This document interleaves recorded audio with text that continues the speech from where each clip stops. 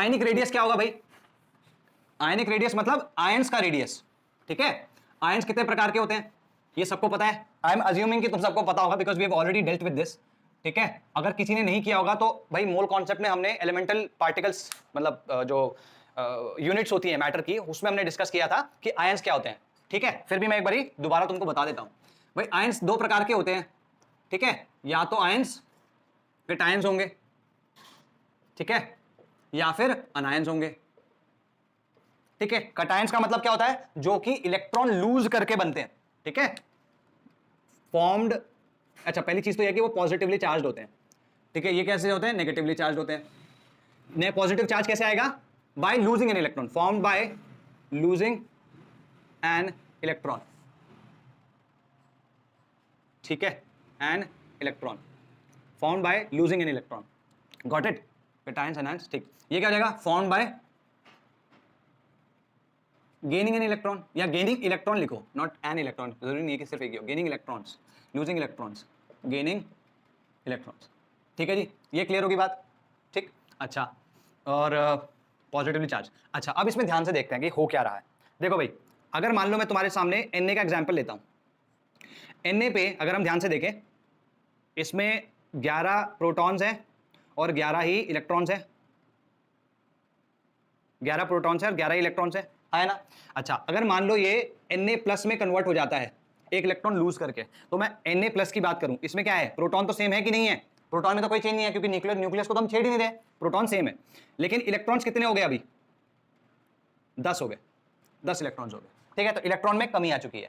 तो यूं समझो कि जब इलेक्ट्रॉन में कमी आ गई तो प्रोटॉन इलेक्ट्रॉन, भाई प्रोटॉन तो सेम है, तो प्रोटॉन इलेक्ट्रॉन जो अट्रैक्शन है वो तो सेम रहा, लेकिन जो इलेक्ट्रॉन इलेक्ट्रॉन, क्योंकि इलेक्ट्रॉन कम हो गए ना, तो इलेक्ट्रॉन इलेक्ट्रॉन रिपल्शन जो है वो कम हो जाएगा।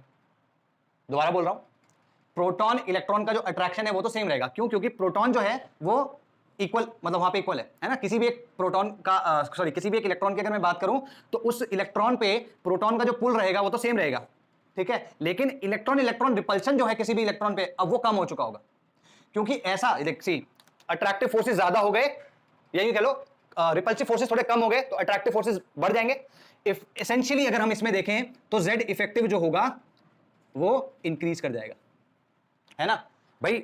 हमने क्या देखा था? जेड इफेक्टिव क्या था कि जो पुल है न्यूक्लियस का और जो पुश है इलेक्ट्रॉन्स का, उसको अगर बैलेंस कर दो, उसको अगर बैलेंस कर दो, ठीक है, उसको अगर बैलेंस कर दो तो तुम्हारा जेड इफेक्टिव, जो इफेक्टिव न्यूक्लियर चार्ज है वो आ जाता था। अभी हमने क्या किया? इलेक्ट्रॉन इलेक्ट्रॉन रिपल्शन थोड़ा कम कर दिया, तो जेड इफेक्टिव शुड इंक्रीज।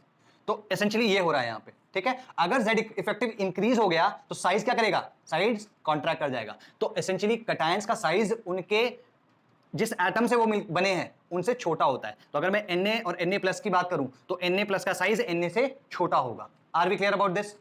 ठीक है। सेम वे अगर मैं बात करता हूं Cl plus electron gives Cl minus, इसमें क्या हो रहा है? अगर तुम ध्यान से देखो, इसमें इलेक्ट्रॉन ऐड हो रहा है, ठीक है। इसमें देखो, इसमें तुम्हारे पास 17 प्रोटॉन्स हैं, 17 इलेक्ट्रॉन्स हैं, लेकिन यहां पे क्या हो गया? यहां पे 17 प्रोटॉन्स हैं लेकिन यहां पे 18 इलेक्ट्रॉन्स हो गए। Got this? अच्छा, इलेक्ट्रॉन बढ़ गए तो रिपल्शन बढ़ जाएगा। तो इस केस में क्या है कि पुल तो उतना ही रहा लेकिन रिपल्शन बढ़ गया, तो जेड इफेक्टिव शुड डिक्रीज। तो यहां पे जेड इफेक्टिव क्या होगा? डिक्रीज कर जाएगा। अगर जेड इफेक्टिव डिक्रीज कर गया तो साइज क्या कर जाना चाहिए? इंक्रीज, है ना भाई। जो अब पुल है न्यूक्लियस का वो उतना स्ट्रांग नहीं है, तो क्या होगा? It will the size should increase. अगर साइज इंक्रीज करिए इसका मतलब क्या हो गया भाई? इसका साइज इससे ज्यादा होगा। तो किसी भी अनायन का साइज उसके जिस एटम से वो बना है उससे ज्यादा होता है, ठीक है। बेसिक समझ में आ गया दोनों का? अब लिखो इसमें भाई ऐसे एक, अगर मैं जेनेरिक लिखूं इसको, ठीक है, जेनेरिक कैसा होगा? एक second, anions and cations, right. Generic अगर मैं लिखूं इसको क्या होगा? M giving M plus plus electron. अगर मैं इसकी बात करूं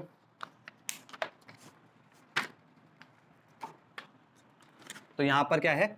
Z प्रोटॉन्स होंगे और Z इलेक्ट्रॉन्स होंगे, लेकिन यहां पे Z प्रोटॉन्स रह जाएंगे और यहां पे Z-1 इलेक्ट्रॉन्स रह जाएंगे, ठीक है ना। तो यहां पे क्या कर जाएगा? Z इफेक्टिव इंक्रीज कर जाएगा, ठीक है।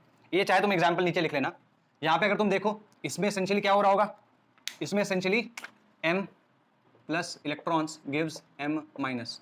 अगर m plus electrons is giving m minus, तो यहाँ पे अगर हम ध्यान से देखें तो क्या होगा, z p प्लस और z सॉरी हाँ z इलेक्ट्रॉन्स होंगे, लेकिन यहाँ पे क्या हो जाएगा, z p प्लस रहेंगे और यहाँ पे z प्लस 1 इलेक्ट्रॉन्स होंगे, तो यहाँ पे z इफेक्टिव जो है वो घट जाएगा।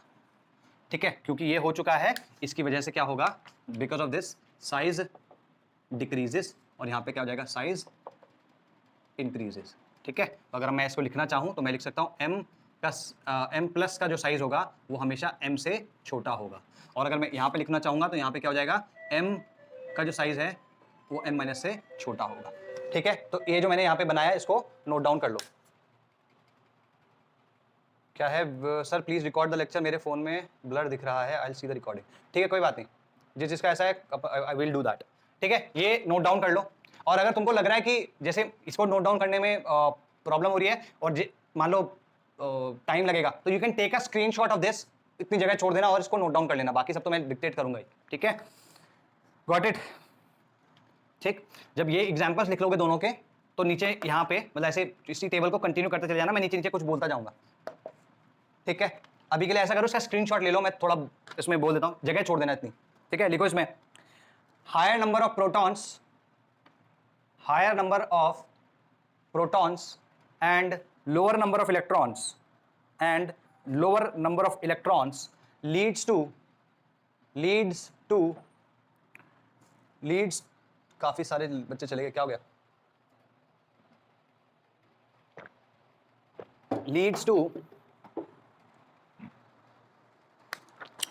leads to higher pull towards nucleus, leads to higher pull towards nucleus. ठीक है, therefore the size decreases, तो कभी भी अगर तुम्हें जेनेरिक भी लिखना हो इस तरीके से भी लिख सकते हो, R cation less than R atom, इस तरीके से भी लिख सकते हो या ऐसे भी लिख सकते हो। ठीक है, क्लियर होगी बात। सेम चीज उधर पे देखो, number of protons is lower and number of protons is lower and number of electrons is higher, मैं इसके लिए बात कर रहा हूं अभी। ठीक है, this leads to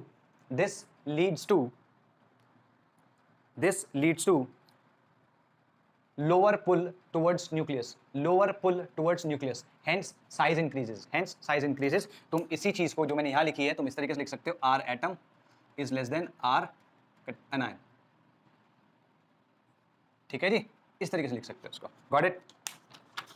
ठीक है जी, इसमें लिख लो electrons are tightly held.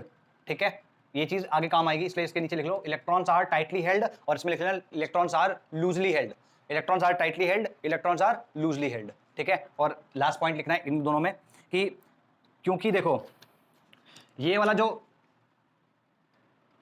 Electron cloud है अभी ये थोड़ा बढ़ चुका है भाई, इस वाले केस में इलेक्ट्रॉन क्लाउड जो है इसके बाहर का ये थोड़ा सा बढ़ गया है।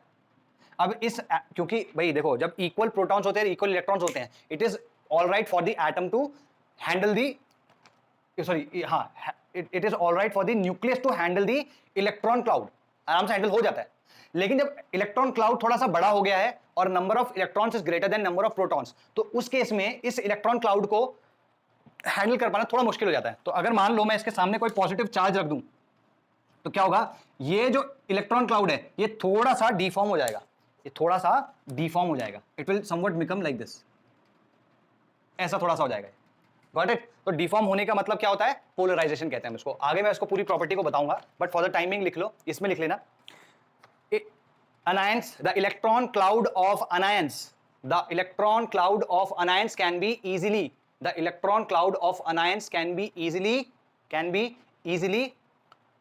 deformed or polarized, और इसमें क्या लिखेंगे, इस वाले में लिखो, इसमें the electron cloud around a cation cannot be deformed easily, got this। ठीक है, तो अब ऐसा करते हैं, इसमें कुछ क्वेश्चंस कर लेते हैं। ठीक है जी, मैं इसमें क्वेश्चन दे रहा हूं तुमको, इसको मिटा रहा हूं भाई, इसका स्क्रीनशॉट ले लो। ठीक है, इसका स्क्रीनशॉट ले लो, या फिर अगर तुमने इसको नोट डाउन करना है तो कर लो जल्दी से। ठीक है, करो जल्दी, इसको नोट डाउन करो। ठीक है, मैं इसको मिटा रहा हूं, अब स्क्रीनशॉट ले लो इसका, नहीं तो इसको उसमें देख लेना वीडियो में।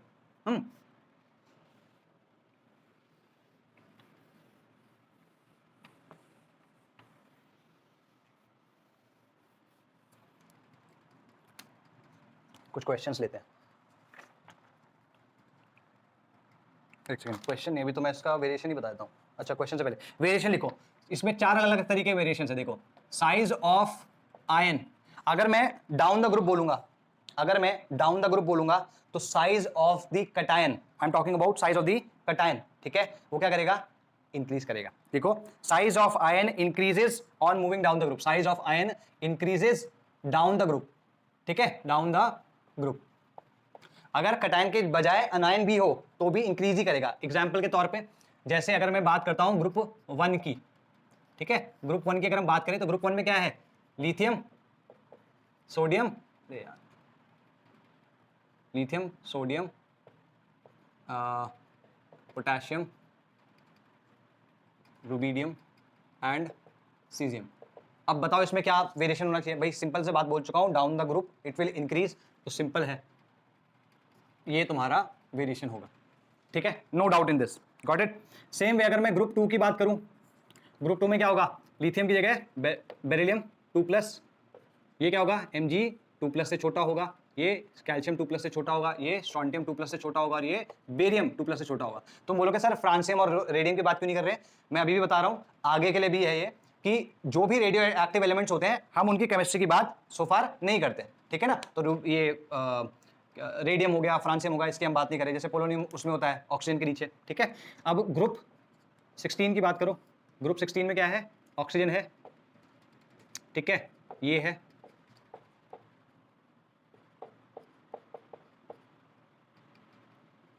ठीक है, सबके जो नेगेटिव है ये सबके सब इस तरीके से वेरी करेंगे। इसी तरीके से ग्रुप 17 की अगर मैं बात करूं तो यहाँ पे F-, Cl-, Br- और I-, ये ध्यान रखना, ये इंपॉर्टेंट है, ये आगे काम आएगा तुम्हारे, ठीक है। नेक्स्ट लिखो, नेक्स्ट लिखो, अगर सेम एलिमेंट हुआ, अगर सेम एलिमेंट हुआ तो किस तरीके से वेरी करेगा चार्ज, सॉरी साइज, ठीक है। सेम एलिमेंट हुआ तो सेम एलिमेंट, जैसे इसकी हेडिंग क्या थी, ये थी ना, इस तरीके से लिखो इसको।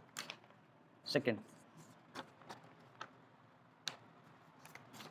Same element different charge, same element different charge, ठीक है। तो सेम एलिमेंट डिफरेंट चार्ज, तो क्या होगा इसमें, सेम एलिमेंट डिफरेंट चार्ज में, जैसे अगर मैं क्रोमियम की बात करूं, क्रोमियम में क्या है, क्रोमियम 2+, क्रोमियम 3+, क्रोमियम 4+, ठीक है जी, और क्रोमियम 6+, ठीक है। अगर मैं इसकी बात करता हूं 2, 3, 4 एंड 6, तो इसमें चार्ज, सॉरी साइज कैसे वेरी करना चाहिए, इसमें साइज कैसे वेरी करना चाहिए, ध्यान से देखो, ये जो तीनों हैं, ठीक है, ये जो तीनों हैं, इसमें ध्यान से अगर तुम देखो, चार्ज इंक्रीज होता जा रहा है तो नंबर ऑफ इलेक्ट्रॉन्स घटते जा रहे हैं। अगर नंबर ऑफ इलेक्ट्रॉन्स घटते जाएंगे तो जो न्यूक्लियस का पुल है वो तो सेम ही है, लेकिन इलेक्ट्रॉन इलेक्ट्रॉन रिपल्शन कम होता जाएगा। अगर रिपल्शन कम होता जाएगा तो जेड इफेक्टिव बढ़ता चला जाएगा यहाँ पे, और जैसे जैसे जेड इफेक्टिव बढ़ेगा तो उसका पुल जो है, न्यूक्लियस का pull on the outermost electrons, वो तो नहीं बढ़ता चला जाएगा। और अगर क्योंकि बढ़ता जा रहा है तो उसका साइज कॉन्ट्रैक्ट होता चला जाएगा। अगर हम साइज की बात करेंगे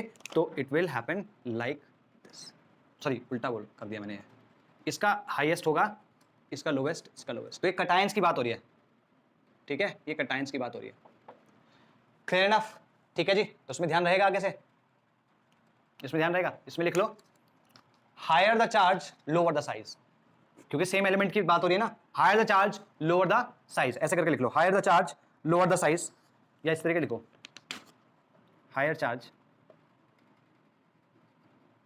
लीड्स टू Z इफेक्टिव, या इंक्रीज इन Z इफेक्टिव, क्योंकि इंक्रीज इन Z इफेक्टिव होगा तो मोर टाइटली बाउंड हो जाएंगे, ठीक है। अगर मोर टाइटली बाउंड हो गए तो हम क्या कह सकते हैं, that they are more contraction hence smaller size, ठीक है। तो चार्ज जितना ज्यादा होगा साइज उतना स्मॉलर होगा, गॉट इट।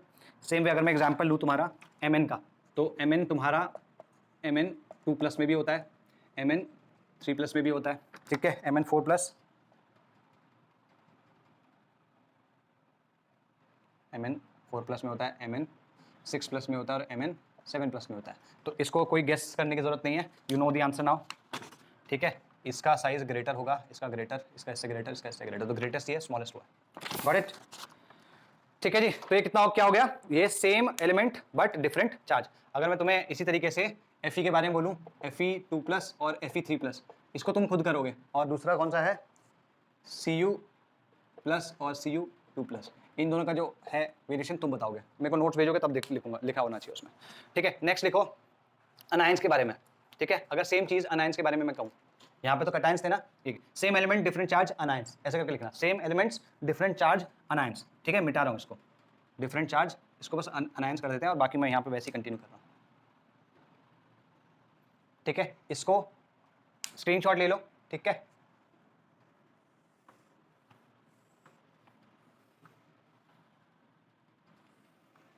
अगर अनायंस है, लेट्स से एग्जांपल क्या है हमारे पास एग्जांपल है ऑक्सीजन का। Let's talk about this.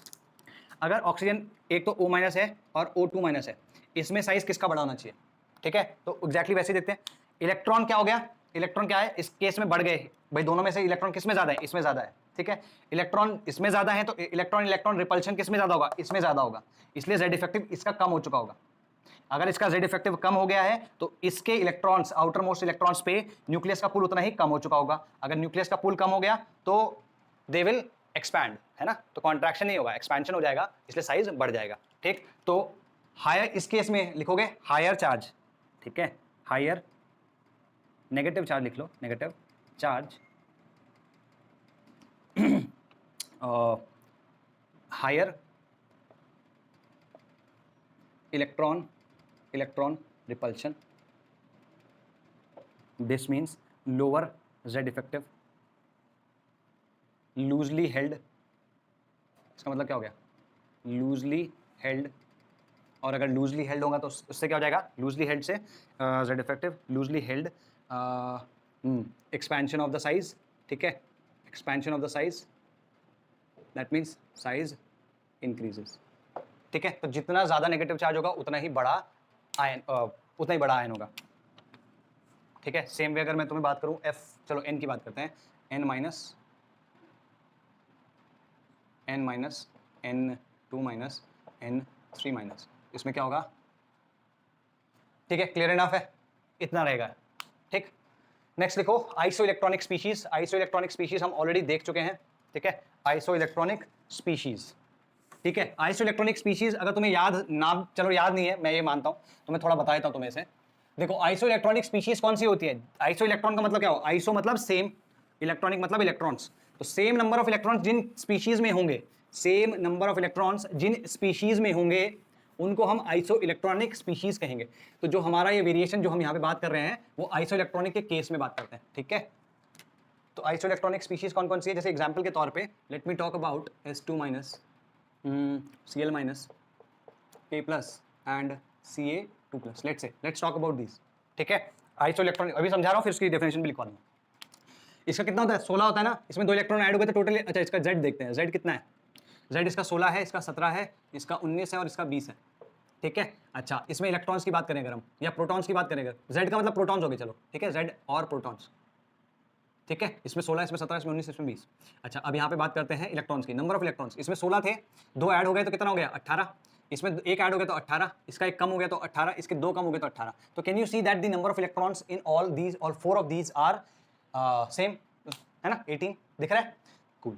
अगर इलेक्ट्रॉन्स 18 है, ठीक, तो इसमें क्या हो रहा है, इसमें 16 प्रोटॉन्स है और 2 इलेक्ट्रॉन्स एक्स्ट्रा ऐड कर दिए, ठीक। तो इसका Z इफेक्टिव सबसे कम होगा, अगर इसका Z इफेक्टिव सबसे कम होगा तो इसके आउटर इलेक्ट्रॉन्स उतने ही लूजली हेल्ड होंगे, तो ये उतना ही ज्यादा एक्सपैंडेड होगा। इसका Z इफेक्टिव थोड़ा सा ज्यादा होगा, है ना, इससे इसका Z इफेक्टिव थोड़ा सा ज्यादा होगा तो थोड़ा सा कम एक्सपेंशन होगा। इस वाले केस में तो क्या है, उल्टा कॉन्ट्रैक्शन होगा, क्योंकि तो पॉजिटिव है ना, कटायन है, और इस वाले में और भी ज्यादा कॉन्ट्रैक्शन। तो अगर तुम्हें ध्यान से देखना है तो Z इफेक्टिव, ठीक है, इस वाले का S2- वो क्या होगा, less than Z effective of this, less than Z effective of K+, less than Z effective of Ca2+। Hence किसका साइज, S2- साइज की अगर मैं बात करूं, ठीक है, साइज किसका, इसका सबसे ज्यादा, फिर इसका, फिर K+ का और फिर Ca2+ का, ठीक है। तो तुम उल्टा लिख लो, चाहे Ca2+ लेस देन K+, ऐसे करके लिख लो, चाहे ऐसे लिख लो, डिक्रीजिंग ऑर्डर में, अप टू यू, ठीक है। तो लिखो इसमें iso electronic species are those species, iso electronic species are those species in which have same number of electrons, which have same number of electrons, ठीक है, which have same number of electrons, ठीक है। आर्यन ने भी बोला है कि he will see the video, बहुत ज़्यादा ब्लर हो रहा था, ठीक है। ओके, तुम लोगों को आवाज़ तो क्लियर आ रही है ना मेरी? आवाज़ में तो कोई प्रॉब्लम नहीं है? ठीक है, गुड है भाई। ओके चलो, क्या बोला था मैं? हाँ, आइसोइलेक्ट्रॉनिक स्पीशीज कौन सी हुई जिसमें इलेक्ट्रॉन्स सेम होंगे। अगर मान लो आइसोइलेक्ट्रॉनिक स्पीशीज की बात करूं तो यहाँ पे अगर मैं आर्गन की बात कर रहा हूं तो argon is also an isoelectronic species. Clear है? ये भी आइसोइलेक्ट्रॉनिक स्पीशीज कहलाएगी। हालांकि मैंने इसके रेडियस की बात इसलिए नहीं करी क्योंकि इनके तो आयनिक रेडियस होते हैं जो कि डेफिनेटली स्मॉलर होंगे एज कंपेयर टू इसका क्या होता है, वैंडर वॉल्स रेडियस, ठीक है। और जो वैंडर वॉल्स रेडियस होता है वो सबसे बड़ा होता है, तो इसमें कंपैरिजन आएगा ही नहीं, कोई कंपैरिजन डालने की जरूरत ही नहीं है। इसमें ये सबसे ज्यादा बड़ा होगा। अगर मान लो कंपेयर करना भी हुआ तो I can do this, A R greater, ठीक है। इसलिए मैंने इसे कंसिडर नहीं किया क्योंकि ये तो ऑलरेडी ग्रेटर है, इसकी तो बात मतलब इस पर कोई डाउट ही नहीं होना चाहिए। बट दिस, तो इनमें जो साइज है वो किस तरीके से वेरी कर रहा है, जिसके ऊपर सबसे ज्यादा नेगेटिव चार्ज है या जो सबसे छोटा है। अगर सबसे छोटा है तो हम क्या कह सकते हैं, size is inversely proportional to 1/z, ठीक है। तो लिखो, in isoelectronic species the z effective of the most negative anion is the least and z effective of the most positive cation is the most, है ना, सबसे ज्यादा इसका है ना, इसका सबसे कम है, ठीक है। hence size varies like this, या size varies highest, yes, biggest size for smallest z and smallest size for biggest z। तो तुम इसको इस तरीके से भी लिख सकते हो। मैं तो इतना कुछ फालतू लिखवा रहा हूँ या मतलब वर्ड्स में लिखवा रहा हूँ, इतना भी लिखवा दूँ तो भी काफ़ी है, ठीक है। लेकिन कुछ लोगों को वर्ड्स में चाहिए होता है, तो ये ठीक है, क्लियर होगी बात। तो इतना ध्यान रखना, बाकी और उसमें कुछ सोचने की जरूरत नहीं है। एग्जाम्पल के तौर पे तुम ये देख चुके हो, या फिर अगर मान लो मैं तुम्हें एग्जाम्पल दूँ Na का, Na plus Mg2 plus Al3 plus और क्या है हमारे पास, N3 माइनस O2 माइनस और F माइनस। इसमें तुम अगर साइज की बात करो तो क्या होगा, अकॉर्डिंग टू दिस, भाई जिसका सबसे छोटा z है, अगर मैं z की बात करूं तो ये है 11, ये 12, ये 13, 7, ये 8 और ये 9। क्लियर होगी बात। तो z सबसे छोटा किसका, तो साइज इसका सबसे बड़ा होना चाहिए। तो N3 माइनस इज ग्रेटर किसका, O2 माइनस, फिर F माइनस, फिर Na प्लस, फिर Mg2 प्लस, फिर Al3 प्लस। 5-10 मिनट्स और दो, उसको कंप्लीट कर लेते हैं, ठीक है। मैंने 1 घंटे के लिए बोला था, 10 मिनट और इसमें कंप्लीट कर लेंगे। क्लियर होगी ये बात, ठीक है। चलो अब ऐसा करते हैं, एग्जाम्पल लेते हैं और इसको कंप्लीट कर लेते हैं अपना।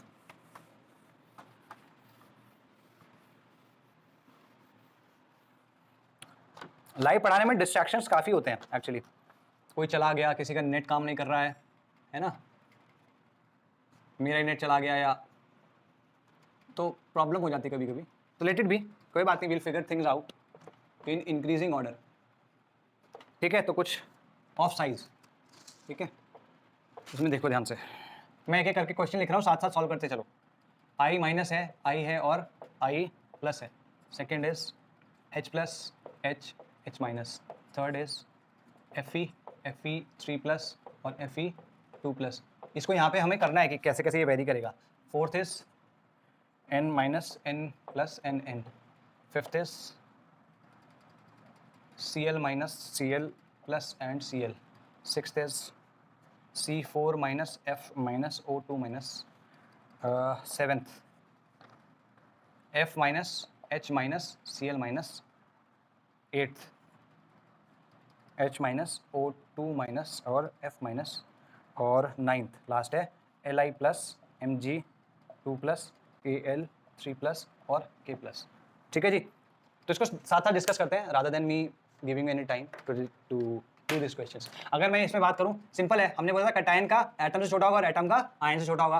तो I प्लस, इंक्रीजिंग ऑर्डर की बात हो रही है ना, तो I प्लस सबसे छोटा, फिर I और फिर I माइनस, ठीक है। इसकी बात करो इंक्रीजिंग ऑर्डर, ये तो सीधे इंक्रीजिंग ऑर्डर में लगा ही हुआ है, H प्लस H माइनस, ठीक है। Fe में अगर देखो सबसे ज़्यादा चार्ज जिस पे होगा वो सबसे छोटा होगा, तो Fe3 plus Fe2 plus Fe, ठीक है। इसमें same N plus N minus, Cl plus Cl minus, ठीक है। इसमें अगर तुम देखो सारे के सारे माइनस है, लेकिन अगेन वही जो इससे जस्ट पहले वाला केस था, आइसो इलेक्ट्रॉनिक स्पीशीज है, इसकी अगर तुम बात करो 6 और 4 10, इसमें क्या है 9 और 1 10, 8 और 2 10, तो सब में इलेक्ट्रॉन सेम है, तो आइसो इलेक्ट्रॉनिक स्पीशीज हो गई। तो सबसे छोटा Z किसका है, इसका Z 6 है, इसका 9 है और इसका 8 है, तो इसमें सबसे बड़ा साइज C4 का होगा। तो सबसे छोटा किसका हुआ, F माइनस का और O2 माइनस का एंड देन C4 माइनस का। ठीक है जी। अब बात करते हैं इसकी। हालांकि तुमने देखा होगा कि यहाँ पे हाइड्रोजन है, तो तुमने बोला होगा कि हाइड्रोजन जो है वो सबसे छोटा होना चाहिए, फिर F माइनस फिर Cl माइनस, लेकिन ये गलत है। पहले मैं लिखवा रहा हूँ, फिर इसका रीजन भी लिखवा दूंगा। सबसे छोटा होगा F माइनस, फिर होगा Cl माइनस और फिर होगा H माइनस।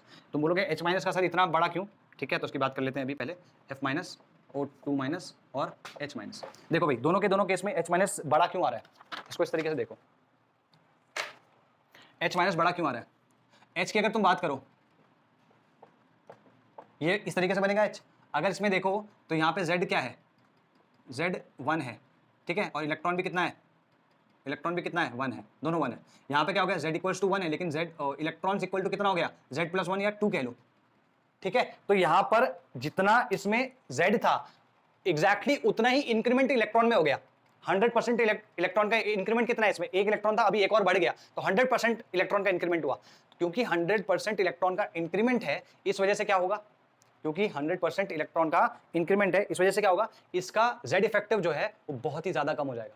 तो इसके Z इफेक्टिव में जो कमी आएगी वो बहुत ज्यादा आ जाएगी, तो ये बहुत ज्यादा बढ़ जाता है। मतलब जितना हमें एक इलेक्ट्रॉन से आइडियली बढ़ना चाहिए, इसका थोड़ा एनोमलस बिहेवियर होता है, थोड़ा सा ज्यादा बढ़ जाता है। तो उसमें लिखो, इसी में लिख लेना नीचे, बिकॉज ऑफ या due to 100% increase in Z effective, due to 100% increase in electrons, increase in the number of electrons,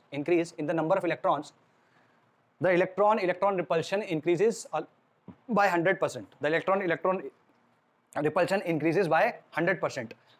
Electron repulsion increases by 100%. ठीक है, 100%। ठीक है, 100% हो गया। Okay, the Z effective reduces drastically. The Z effective reduces drastically. Hence, the Z effective reduces drastically. Hence, the size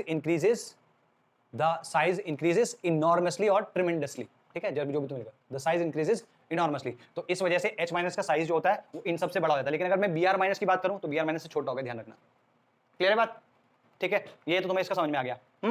okay, now इसकी बात कर लेते हैं। इसमें अगर तुम ध्यान से देखो, ये सेकंड ग्रुप है, सॉरी सेकंड पीरियड है, ये दोनों थर्ड पीरियड के हैं, ये फोर्थ पीरियड। आइडियली तो वो देता ऐसा है कि या तो आइसो इलेक्ट्रॉनिक स्पीशीज हो तो वो अलग अलग पीरियड के देता है यूजुअली, अदरवाइज वो सेम पीरियड के देता है या सेम ग्रुप के दे रहा होता है ना, इस तरीके से होता है। लेकिन यहाँ पे क्या है, पीरियड भी है, ग्रुप भी है, भाई सेम पीरियड के भी हैं, ठीक है, और अलग अलग ग्रुप के भी हो गए। Got it? तो ये थोड़ा सा डिफरेंट क्वेश्चन है, इंपॉर्टेंट है। ठीक है, इसमें क्या हो रहा होगा देखो ध्यान से। अगर मैं इन दोनों की बात करूं, क्योंकि इसके ऊपर चार्ज ज्यादा है, आइसो इलेक्ट्रॉनिक है दोनों, इस पे चार्ज ज्यादा है, तो इन दोनों में तो हमें कोई संशय नहीं है, ये दोनों के दोनों Mg2+ will any case be greater than Al3+, ये तो क्लियर है अपने को। ठीक है, ओके। अच्छा, K+ किस में है, फोर्थ शेल में है। K+ किस में है, फोर्थ शेल में है, पहली चीज। और दूसरा चीज क्या है कि फोर्थ शेल में होते हुए भी इसके ऊपर कम पॉजिटिव चार्ज है, तो इन दोनों से तो बड़ा ही होगा। ठीक है, तो Mg+ से तो बड़ा K+ होगा ही होगा। लेकिन अब लिथियम की अगर हम बात करें, तुम बोलोगे सर लिथियम जो है वो आपका सेकेंड उसमें है और उसके ऊपर पॉजिटिव चार्ज है, तो वो ऐसा होना चाहिए। ठीक है, लेकिन ऐसा नहीं होता।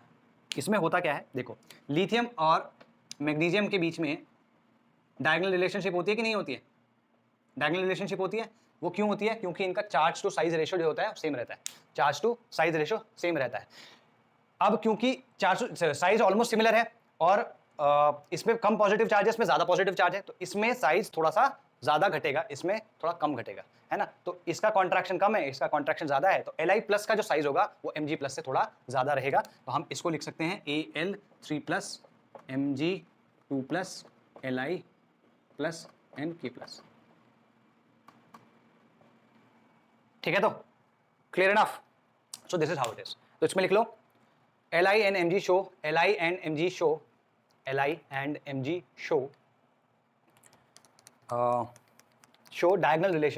show diagonal relationship because of similar charge to size ratio, but in ionic state the contraction in Li+, in ionic state the contraction in Li plus will be lower than that of Mg2 plus, will be lower than that of Mg2 plus. Clear होगी बात? इन दोनों में charge देखो size same है, इसका charge कम है, इसका charge ज्यादा है, तो डेफिनेटली इसका साइज छोटा होना चाहिए, तो इसका साइज इससे छोटा है, और हम देख चुके हैं Mg से Al3 प्लस का ऑलरेडी छोटा है, तो ये छोटा है, ये इससे बड़ा है, और Mg नहीं, सॉरी यहाँ पे Mg लिख दिया मैंने, Li जो Li प्लस जो है वो इससे बड़ा होना चाहिए, ठीक है? अब इससे बड़ा होता है, ठीक है? क्लियर होगी बात? Hence the size of Li plus should be greater than Mg2 plus.